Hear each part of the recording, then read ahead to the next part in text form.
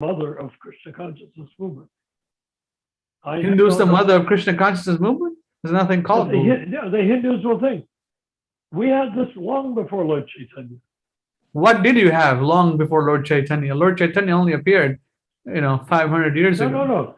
The Hindu can say, or the Sanatana Dharmist can say, we had the name Krishna before Lord Chaitanya even got here. So what? Well, yes, but I mean, I'm not talking from their point of view. No, I know. But I'll say, so what? Well, that's why I'm saying you may or may not have had it, but what you may or may not have had no longer exists. Erase the blackboard. All sorts of mathematical calculations all over. Take the eraser and erase it. Now we start with the Hare Krishna mantra as though there was no Vedic culture 5,000 years ago. Because the Vedic culture 5,000 years ago is also finished. It's changed. Yeah, it's changed. That's the pastime. As times pass, things change, So yes. The Kali Yuga process is chanting the holy name as given by Lord Chaitanya and Srila Prabhupada. That's it. Yeah, we don't need a history, personal history. No. We don't need a religious history. We don't need a cultural history. No. The sooner we realize that, the sooner we put aside our own backgrounds. Yeah, that's very important. That's what people get caught up in, their own background. Oh, I was raised a Muslim, Christian, Catholic, this, that. They have to, like you said, put it up. Thakur Bhaktivinoda said, even if you hear the pure thing from the pure devotee, you're going to start mixing it with what you already knew. Yeah, that's from your childhood. Yeah. From the grandmother Sampradaya. Grandmother Sampradaya. Wow. Whatever you were taught in the home and given a treat if you accepted it. Yeah, this conditioning is very, very strong in in the Hindus, and not just the Hindus, but other everybody amongst yeah. the atheists as well. Yeah, amongst atheists as well, right? Yeah, what's the difference between atheism and a religion? Well, you could say, a religion is a strongly held belief. Yes. Well, you're going to say atheism is not a strongly held belief. It's more strong. Everybody believes in whatever they see from their own intelligence. Yeah. Each person in his own intelligence says, this is reality. Why? Because I'm experiencing it. If it weren't reality, why would I experience it? Right? But now, whatever I'm experiencing is reality. Yes. Do I think otherwise? And if somebody's sitting next to me in a chair, then what about his reality? Oh, that's his reality. Everyone has their own reality, huh? Well, everyone does, because everyone is a jiva. Well, they have their own version of reality, you can say, but is it the correct reality? Can you say that?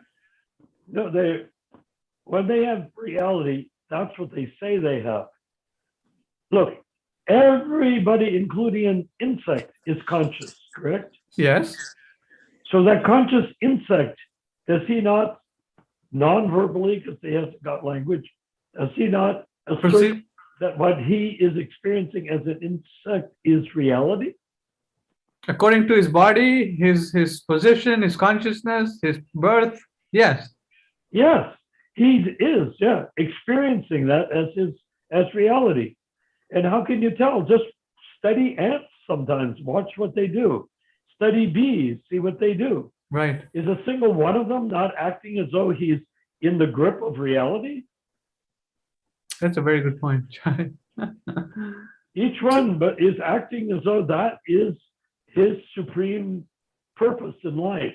Yes. The rat, every creature. The more evolved the creature, like dogs, well, they can bark, they can bite, they can play, they can team up, they can go against each other. Well, that's a more complicated form of reality. But when you're down there with the ants or the bees, you just do what you're supposed to do, and that's the way it goes, and that's your reality. And why is it reality? Well, Prabhupada says consciousness is the indicator of the soul, right? Yes, and consciousness is influenced according to the body. Well, consciousness is influenced by all earth, fire, water, air, ether, mind, intelligence, and ego. Yes. And our sense of self-existence is on the level of ego. I think, therefore I am is on the level of ego. That's approaching ego. No, No, I'm saying, isn't the consciousness of the living entity, we know that the dog is spirit soul, but their, how can you say their understanding and our understanding is different because according to the body, right? Eating, sleeping, mating, and defending is there in their realm also, and ours also. But yes, but yes, of course. The perception and the belief and the acceptance of self is according to the body, yes, but is not determined by the body. It's determined by the soul identifying with the body. You see, the body is not stronger than the soul. Duh, obviously, right? right. But it does have an effect on its perception of reality, no? I mean, a soul situated in the body of a dog, he'll do a business of a dog, even though we as human beings will try to make him, hey, you are a spirit soul, figure this out. I will teach Right, you. right. No, he acts as though he is a dog because he identifies, but he is not the dog, right? Yes, he's a spirit soul. Because he was, So the spirit soul is completely and utterly separate from the body. yes, just like we are. Yes, well, our body is like a dog body or like a bee body. Yes, It's just a body or like a plant body. right. The body is a body. So we shouldn't take too much attention. But what is the attention thing is our ability as soul, we believe in existence, in our own existence, right? No matter what species. The bee believes in his own existence, but he doesn't have books to study about it. Right, right. But he, just by looking out through his bee eyes, he knows damn well what's real and what isn't, and what's right and what's wrong, right? I mean, doesn't a bee know the difference between right and wrong? Well, to some degree, yes, because they can figure things out, no?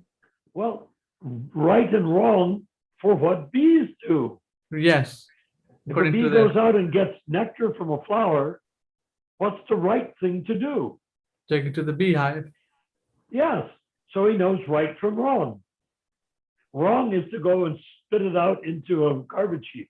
The same honey, right? Right. You can spit it out. Well, that's wrong. Right is bring it back to the hive. And if he keeps coming back to the hive, having spat out all the nectar, he will be ostracized. We don't need a bee that doesn't know right from wrong. Try. So morality for a bee is bringing back the nectar to the hive. That's all he needs to know. And who knows it is that's the jiva. The jiva has accepted the terms of the deal. The terms of the deal is, I am this bee, so I will do what this bee does. The body does, right, right. I will be the best bee in the block. I'll be the best bee in the hive. I will be the best bee in the history of bees.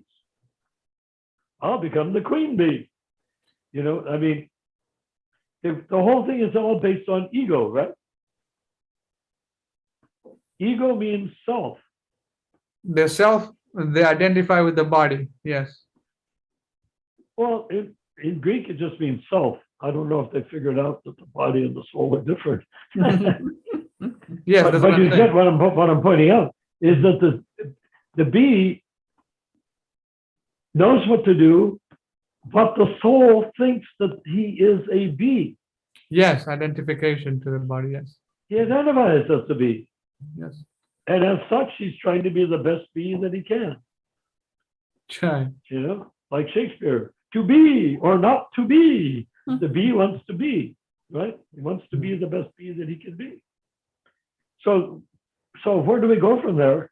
Is that the problem is identification with whatever body you're in, not just a human body, not just a dog body. How about a bee body? What about a plant body? You identify. So that's what you have to do, and you do it to the best of your ability. So in ISKCON or in Srila Prabhupada's movement, this identification to a you can say, how can you, to the spiritual subtleties like the philosophy, we identify. No, we don't identify with it, but how can we understand this? For example, we identify ourselves as spirit souls and followers of Lord Chaitanya Mahaprabhu, Prabhupada being the spiritual master. So is this identification wrong? It's partial. That's why it's called Kanista Adhikari. We are spirit soul. Yes. We know that, right? Yes. You can't become a devotee if you don't accept that you're spirit soul. Yes. Yes. And that is Aham Brahmasmi. What is Yes. Brahmasmi? Aham Brahmasmi means I am Brahman. Right. Right. Oh, you're Brahman. You've merged into the big Brahman? No. No. Achinta Veda Veda Tattva. Simultaneously one and different with the big Brahman. Mm-hmm. I'm an individual, part and parcel of the big Brahman. Mm. Brahman simply means spirit soul, spirit energy. But we see that Krishna is composed of infinite number of spirit souls. So how does this identification process apply in the philosophy? To the philosophy. Well, I mean, it depends on the philosophy. No, like Because- Vaishnavism, we say that we are followers of Lord Chaitanya. Why are we identifying with that? With this? This is all. These are all relative statements about the absolute. Shall I say, if we've been talking, I am spirit soul, right? You're spirit soul, correct? Yes. Yes. Yes. We can say that. I believe I'm spirit soul. I'm bewildered by that. We can say that. But that's talking about something. Mm. We're talking about being spirit soul. Mm-hmm. In other words, we're relativizing the experience of spirit soul by making it an abstract concept and talking about it. Ah, okay. Mm-hmm. What if I say, Aham Brahmasmi? I cut out the middleman. Mm. Aham means I am Brahmasmi. End of story. There's nothing to talk about. Mm. Aham, I am. Brahmasmi. That's the difference between Sanskrit and the relativized English and relativized languages of planet Earth. So then, if you say like that, then the philosophy is out the door. There shouldn't be any explanation. There shouldn't be any further discussion. So No, because we're on the Kanista Adhikari platform, we know Aham Brahmasmi is who we are. You can't become a devotee if you can say, oh, I don't have a soul. No. I'm saying we say Aham Brahmasmi, but why is there other stages of understanding? Okay, Aham Because Brahmasmi. we can identify that we're spirit soul, but we don't understand anything about being spirit soul. So all of the philosophy and teachings of Lord Chaitanya, of anything, the Chaitanya Church, the Bhagavad Gita, the Srimad Bhagavatam, everything, Upanishad, everything that we read Yes. is to help us come to one final point of realization, Aham Brahmasmi, that you get it. But when we say Aham Brahmasmi, that's not complete either, because that's just the first stage. Right. Then you have Brahman stage, and there's Paramatma stage, Yeah. where you're being guided to a higher intelligence. That's called Madhyamadikari. Mm-hmm. So you see, the person that's in the Kanista Adhikari, even if he's a big Paka Brahmin, and he weeps when he decorates the deity, and the deity seems to weep when he's decorated by the Paka Brahmin, it's still Vishnu worship, not Krishna worship. Mm-hmm. So that's going on. How does he get past the Aham Brahmasmi stage, highly developed as a pujari? How does he get beyond that to Bhagavan stage? He has to go through the Madhyamadikari stage. where he gives up his practice of being a pujari. Not necessarily the practices, but the sense that this is worshiping God. So this point of relative to the body, this is all encompassing. For example, if I'm a guru, I'll think this is my disciple, this is my son, this is my property. This is a deficient mentality, no? Well, yeah, it's kanista adhikari. Hmm. Therefore, if I say this is my disciple, I might as well say this is my black slave. Hmm. This is my property. Yes. This human being is free. This human being is my property. Hmm. Disciple means property. Yes. Disciple means property. Interesting point, isn't it? Yeah. We can say. Yeah. When Prabhupada was talking, he was not talking from the relative platform. And I think every 99.999% of the people relativized it according to their body, their understanding, their consciousness, everything. So, well, what did Dr. Bhaktivinoda say when it happened? He right. used the word secular, right? Yeah. You make it into a sect. Yeah. You make it into a rigid belief system. Yeah. Right. So now our friend in India and everybody really in ISKCON is in a belief system. Yes. Yeah, that's what I noticed. Yeah, a clique, religion or belief or philosophy. Yeah. What you call it? It's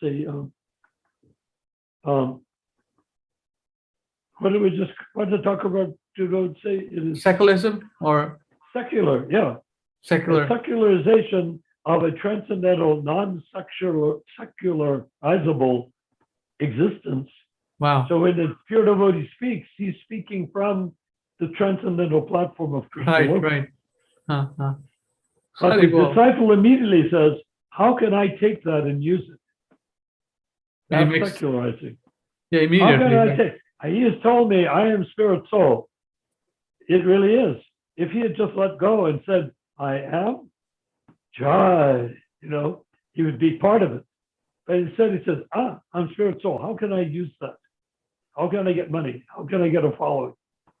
Using that knowledge that the others don't have. So the consciousness is really, once Prabhupada speaks something, everyone takes it according to their relativized or his. How to explain it, how to use it, how to make it work for me. Who is me? My body. My mind and my body is me. Right. I think if I took it for real, I would become enlightened the minute I heard him say it. Yeah, immediately. Right. Just drop everything, all these conceptions they have. I think that's why Prabhupada says if someone wants to learn music and he has learned the harmonium the wrong way, he has to unlearn everything he has learned wrongly. Prabhupada said that? Yeah, and it's going to cost him more money than someone who has not learned anything about religion, anything about harmonium. Well, that's it. And that's what our paper was talking about. And the people that were writing before, the Baladeva and Nischala Devidasi, they were all writing about having learned the harmonium the wrong way. Right. Exactly. So we shouldn't disturb people who's learned the harmonium the wrong way.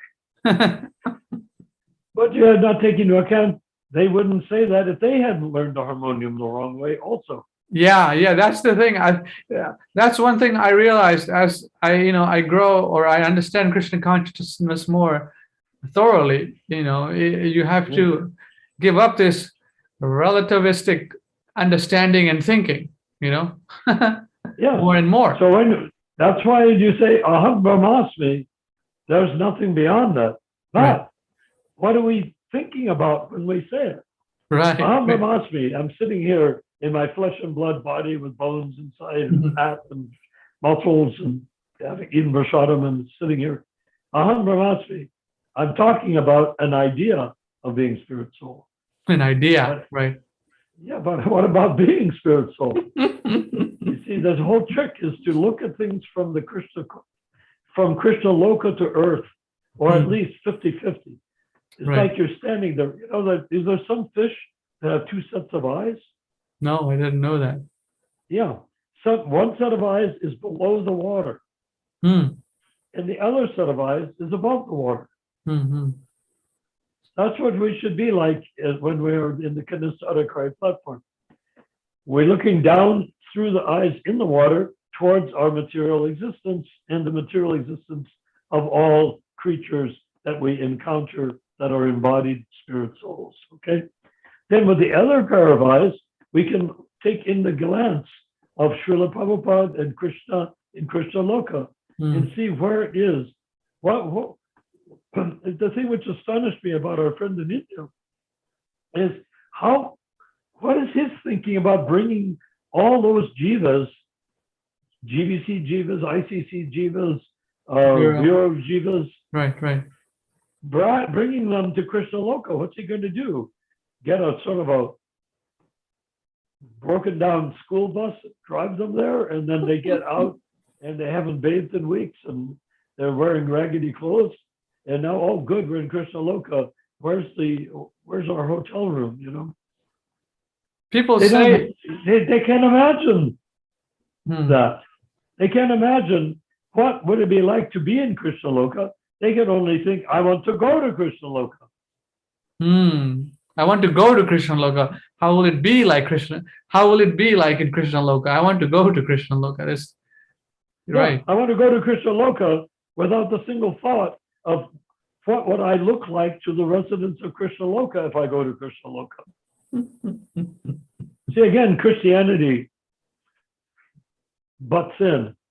You die and you go to heaven, and then you sit on a cloud with a harp and a halo. Yeah, that's Christian mentality that, I mean, that's so preposterous, isn't it? So, Hare Krishna. So the whole idea of Kanista is where you learn you learn everything. The Kanistadakari should, after at least one or maybe 20 or maybe 100 births as a Kanistadakari, he should know everything there is to know about what Krishna consciousness is like and where it goes and everything. The only thing he hasn't learned is how to do it. So, because he still wants to be in a body, he still wants to have sex with a Brahmin wife instead of a Malacha wife, you know. He still wants to make money and eat. Right. So the Madhyamadikari is that transitional. It's like the Madhyamadikari is like where Clark Kent walks up to a telephone booth, walks inside, changes into a Superman costume, and then walks out again. So the telephone booth is the Madhyamadikari platform. So it seems like, people can be like, oh, Prabhupada made relativized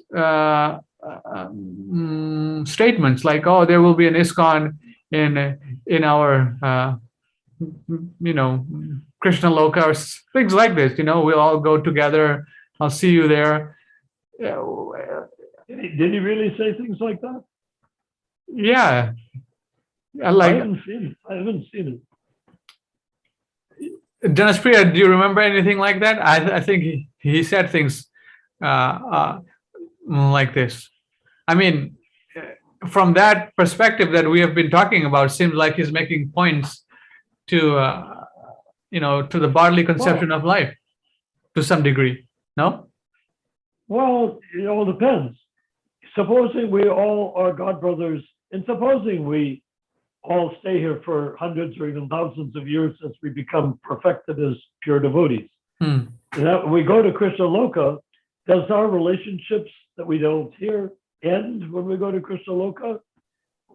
Hard to say, right? Yeah, hard to say, right? We don't know. Right. Are we sitting in front of a tree? That Prabhupada's sitting under a tree and we're sitting in front of him, like the Hare Krishna album sounds like. Well, that's Earth and the Guru. Are we like that in Krishna Loka? We don't know. Odds are, well, I would say I'd be willing to gamble the fact that when we go to Krishna Loka, we gain our original identity and relationship with Krishna, but we don't lose any relationship of loving exchange with others. Like supposing that we go to Krishna Loka, how many cowherd boys are there, would you say, in Krishna Loka? Unlimited. Yes. Yes. Now, supposing you go to Krishna Loka and somebody, and you're a cowherd boy, for instance, and somebody else goes to Krishna Loka, he's a cowherd boy. Well, you're part of Krishna's cowherd boys. There's loving exchanges going on. We talk about atomic reaction or something like an explosion, like a bomb. But can you imagine the activity there, the atomic activity of infinite number of loving exchanges taking place between people that you can see, that you can't see, that you relate to, that you don't relate to. Everyone is connected there in relationship to their Rasa and Krishna. And when you get it further up the stack, then you have the gopis gathering the bhakti of all the cowherd boys, of all the plants, of all the grains of sand, of all the bits of water, of all the fish in the Jumuna River. All of that's being brought up to where Radharani can then present the entire thing to Lord Krishna. And which he then says, I have only one desire. I received this. I'm overwhelmed. It is ecstatic, and it's all inside of me. It's all part and parcel of who I am. And yet she is bringing this up. It's just so mysterious and so exciting and transcendentally wonderful. The one thing I don't understand is, by the time she's delivered this bhakti to me, she's already developing another collection. What would it be like to understand that process of collecting and giving to Krishna? Since I'm Krishna, how can I ever experience that? So he does, right? He comes as Lord Chaitanya. In the mood of Radharani. She's busy collecting all the bhakti, giving to him, and he, for the first time in the day of Brahma, is experiencing it. Experiencing what it's like to be her giving him bhakti.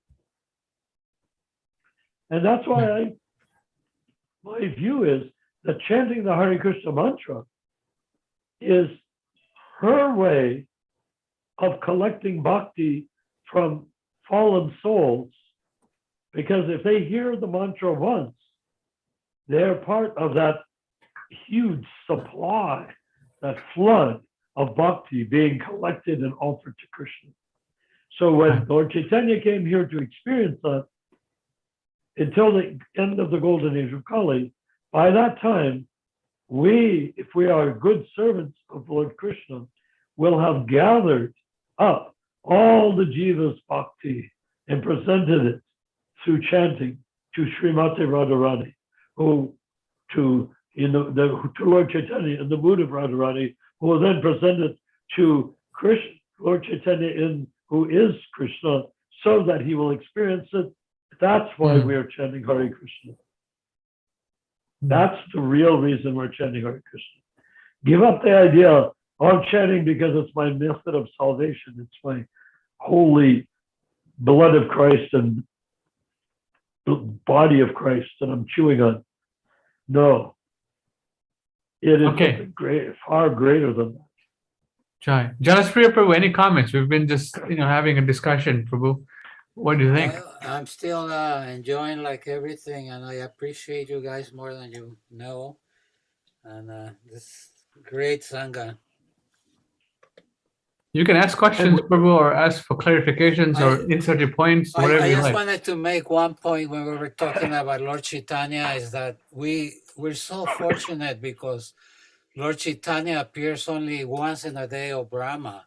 And to be only 500 years ago, if you look at the big picture, that's like a second, yesterday. That's like yesterday. Right. There's still, like you were discussing, still blood relatives of Panchatattva on the planet. Come on. That's like amazing. Thank you, Prabhu. That is purely transcendental realization. It is extraordinary realization. Thank you. I am blessed by your realization. Thank you. Now, I say then, how can gurus, GBCs, or even common ISKCON members see it other than the way you just expressed it. Hmm. The GBC doesn't think like that. So-called GBC. Yeah. That's the great crime they committed 52 years ago. You say, wow, 52 years ago, that's a long time. Well, if I was an insect, it would probably be a 2 million lifetimes ago. Right. It's relative. Yes. Yes. It's not. Relative. Yeah. If I'm Brahma, then it's It's nothing. not a not noticeable period of Not time. noticeable. Right. Yeah. That's what I've been recently thinking, that the spirit soul is eternal. And if we become too attached to the body and what's going on presently, the deficiencies in, the so-called ISKCON GBC, we become caught up in that. We should think eternal, 3, 4, 500 years, not just right now. Yes, we should think like that. Not But Lord like, Chaitanya, for Lord Chaitanya, the next 10,000 years is a snap of the fingers in terms Yeah. of time. right, It doesn't exist in terms of time. right. It doesn't. Lord Brahma's time scale, if you put it, Material time compared to experiences in Krishna Loka, material time seems so long when you're here. right. But Yeah. Prabhupada said, when you go back to Godhead, do you remember having been in the material world when you've gone back to Godhead? Remember, 8,400,000 species. No. And Prabhupada said, yes, you can. You can remember. Really, in detail. No, it's just a flash. It has no time involved because Krishna Loka doesn't have time. Mm. Whatever is done in the material world is done. Whatever time it takes doesn't exist. Right. And that's why we can be saved by hearing the holy name once, and yet maybe take 500 lifetimes to become a pure devotee. Mm. When you hear it once, you've heard it, you're there, an end of story. Right. It's done, mission accomplished. So Lord Chaitanya's mood is that every jiva should hear the Hare Krishna mantra once or more, but well, at least once. Mm. If every jiva does, then our job is completed.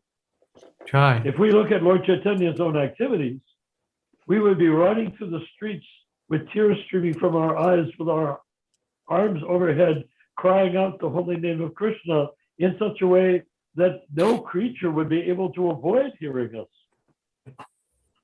Try. Not that we're sitting there doing 64 rounds of japa for our own salvation.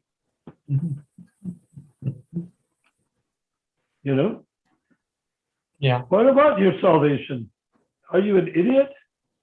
What do you mean, idiot? What's so idiot? I'm eternal. I want my salvation. Well, if you're eternal, you don't need salvation. You're eternal. Mm-hmm.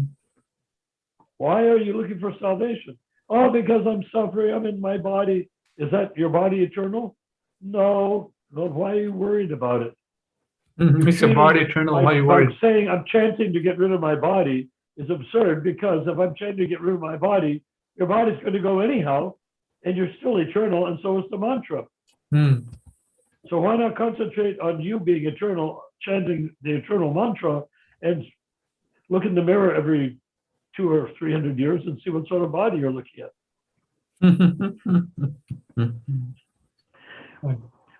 We don't have time still if we're going any further, or do we?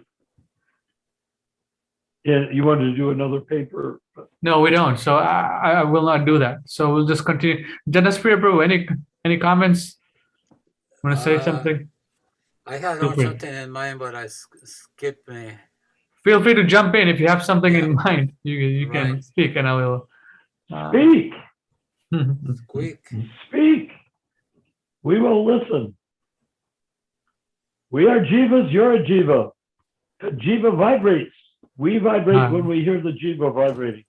In 1975, I had this realization that if I could fan Srila Prabhupada at 8 different temples, that would be the perfection of my life. So I went and told my temple president, Bahudak, I said, I'm going to go find Srila Prabhupada 8 temples because that's going to be the perfection of my life. And he said, you stay here and do your seva. But anyhow, I went and I did it. And it was hard because to Right. get close to the Vyasas and 1975, that's like the golden years as far as things happening within ISKCON, you know. Yeah. The temples were so full. In LA, they had to put a camera on the prasadam room, so there wasn't enough room in the whole temple room. So I followed That's Prabhupada on amazing. this tour, and I found him in eight different places. And I was lucky enough to find him in Coconut Grove, and there was no grass; it was dirt. And Prabhupada is coming, like in a few hours. I'll be around Temple President and figure out, let's throw dry leaves over the dirt, so it'll be a place for the bodies to sit. So where you get leaves, you have to go to the dump. We had 2 pickup trucks, say the bodies, loading leaves. We go back, cover the whole huge backyard, dry leaves. Prabhupada comes in, he swings his cane over his dry leaves and says, why don't they pick these leaves up? So there we are again, more people, more trucks picking up. So anyhow, Prabhupada comes and gives class, and then there's this beautiful banyan tree.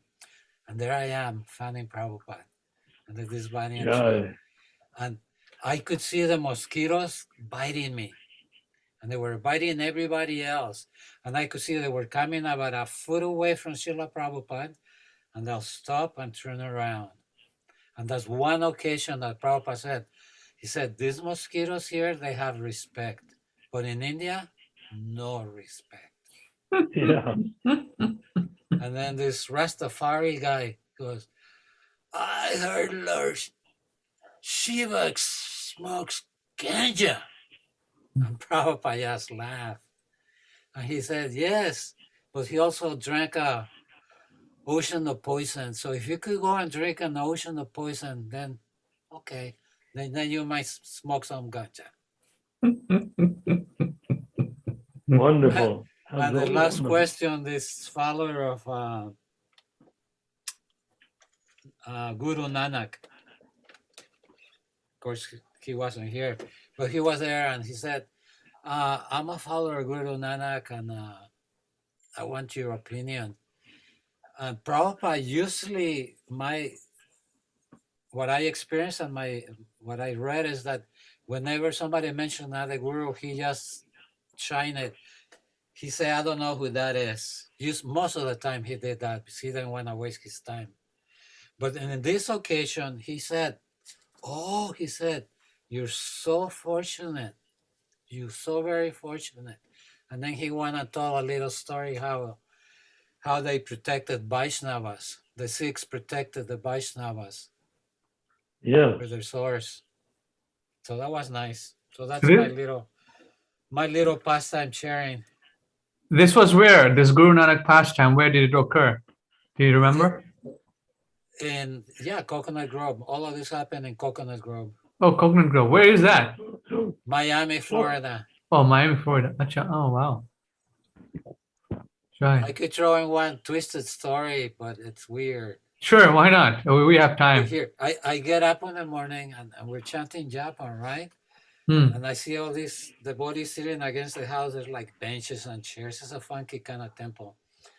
And across the street, there's like a second story floor with these big arches.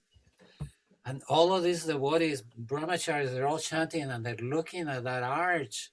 And I'm going like, what are they doing? And then I looked, and there was this beautiful nude girl walking back and forth. And she knew they were looking, so she was putting on a show, just kind of, you know. That was so weird. I thought, like, my God. Strange things. Try. All right. So we're about 10. Strange means according to the laws of nature. What do you mean, according to the laws of nature? It means whatever happens with the girl walking back and forth, people noticing her, that's according to the laws of nature. Mhm. It's natural for the males to want to breed with the alpha female. Mhm. So that's why they look at her. Mhm. It was just weird that they were chanting japa. I mean, whatever they do. Well, that proves our earlier point that you can be on the Kanista Adhikari platform, but that doesn't mean you're free from material desire. It just means you're controlling your material desire by following the four regulative principles. Okay, Free. it's 10 o'clock, everyone. Jai. Okay, yeah. So just last point you just made: free from material desires and controlling the material desires. Two different things. So one who is free from material desires, and one who's on the Kanishtarakari platform and controlling.